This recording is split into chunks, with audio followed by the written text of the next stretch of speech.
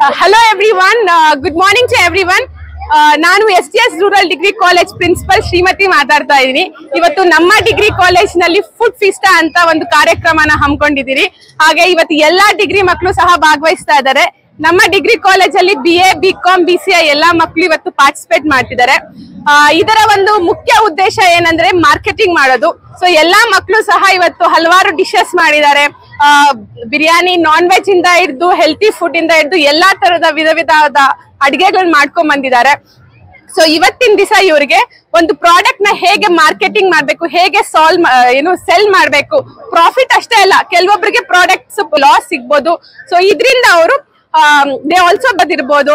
So ನಾಳೆ ಬೆಳಿಗ್ಗೆ ಏನಾದ್ರು ಅಂಗಡಿ ಹಾಕೊಂಡ್ರೆ ಇಲ್ಲ ಬಿಸ್ನೆಸ್ ಫೀಲ್ಡ್ ಹೇಳಿದ್ರೆ ಸೊ ಅವ್ರು ಹೇಗೆ ಅದನ್ನ ಇಂಪ್ರೂವ್ ಮಾಡ್ಬೋದು ಅಂತ ಒಂದು ಸಣ್ಣ ತಿಳುವಳಿಕೆ ಇವತ್ತು ಒಂದು ಚಿಕ್ಕ ಕಾರ್ಯಕ್ರಮನ ಕಾಲೇಜಲ್ಲಿ ಹಮ್ಮಿಕೊಂಡಿದ್ದೀರಿ. ಸೊ ಈ ವಿಡಿಯೋ ಮುಖಾಂತರ ನೀವು ನಮ್ಮ ಕಾಲೇಜಲ್ಲಿ ಒಂದು ಅಡಿಗೆ ಇದನ್ನ ನೀವು ಈ ವಿಡಿಯೋದಲ್ಲಿ ನೋಡ್ಬೋದು. So thank you everyone. ಮಕ್ಕಳಲ್ಲಿ ಬರೀ ಒಂದು ಅಡಿಗೆ ಕಲೆ ಅಷ್ಟೇ ಅಲ್ಲ ಸರ್, ಇವಾಗ ಇಲ್ಲಿ ಕೆಲವೊಬ್ರು ಬ್ರೆಡ್ ಇಂದ ಹಿಡಿದು ಬ್ರೆಡ್ ಪಿಜ್ಜಾ ಮಾಡ್ತಿದ್ದಾರೆ. ಹಾಗೆ ಸೌತೆಕಾಯಿ ತಗೊಂಡ್ರೆ ಸೌತೆಕಾಯಿ is very healthy snack.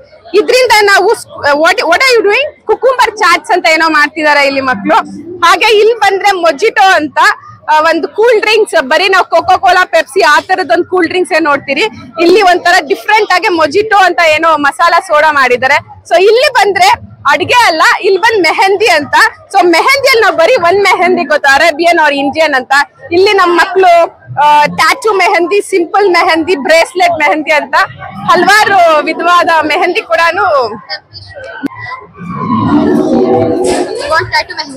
Tattoo ಬೇಗ ಚಿಕ್ಕದಾಗಿರೋದೊಂದು ಆಗ್ಬೇಕು.